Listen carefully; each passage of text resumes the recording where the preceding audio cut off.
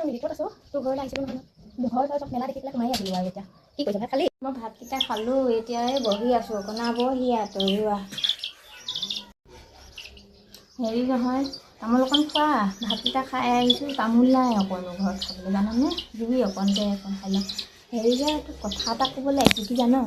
তোৰ বোৱাৰীয়ে যে ইমান যে ঘূৰি ফুৰে উলিয়াই তোলে তই যে কিয় চকু নিদিয় চকু দিব লাগে অকণ বোৱাৰী মানুহ ঘৰত থাকিব লাগে বুলি তই নাজানো হা এতিয়া হৈছে চাহ দিনকাল কেনেকুৱা বেয়া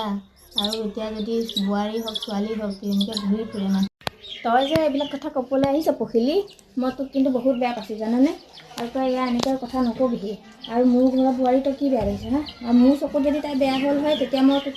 একো নক'লোঁ হয় কাৰণ তই দেখিছ মই দেখিছোঁ তেতিয়া বেলেগ কথা কাৰণ এতিয়া তই যে মোৰ ঘৰত আহি লৈ পেলাই তই যে এইটো কথা ক'বলৈ তই কিমান সাহ পালি বাৰু কচোন তই যদি তামোল খাবলৈ আহিছ তামোল খাই তই ঘৰলৈ যা বেগে যা কাৰণ তই লোকৰ বোৱাৰী আলোচনা কৰি ফুৰ তোৰ নিজৰ যদি বোৱাৰী এজনী থাকিলেহেঁতেন তই গম পালি হয় তই এইটো কথা ক'ব লাগে নে নালাগে বুজিছ